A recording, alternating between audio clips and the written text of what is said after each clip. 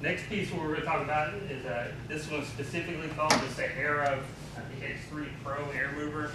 There's probably 20 different types of these air movers on the market. This is one of our favorites because it's already GFI protected. It's built into the unit, so we don't have to provide that, which is an issue for us. And also it has an outlet on there so that you can chain them together. That unit on high speed uses about 4 amps, so you can chain typically 3 together on a typical residential circuit.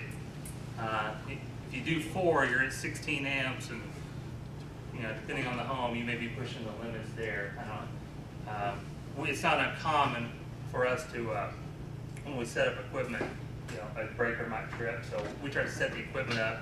You'd want the crews to hang around 30 minutes to an hour after the equipment's up and running to make sure that's not going to happen, versus getting a call in the middle of the night, power's out or the lights will come on, that kind of thing. That also comes available with a carpet clamp, so that if you're trying to float carpet, you can hold the carpet down.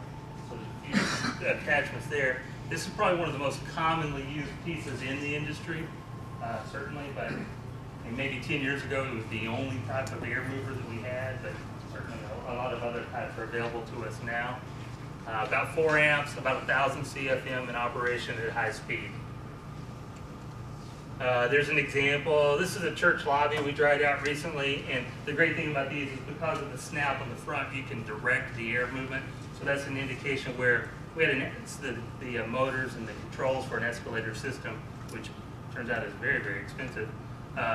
We're wet, so we're able to focus that air right where we need it. That's a great thing about that particular tool is you can do focused air movement.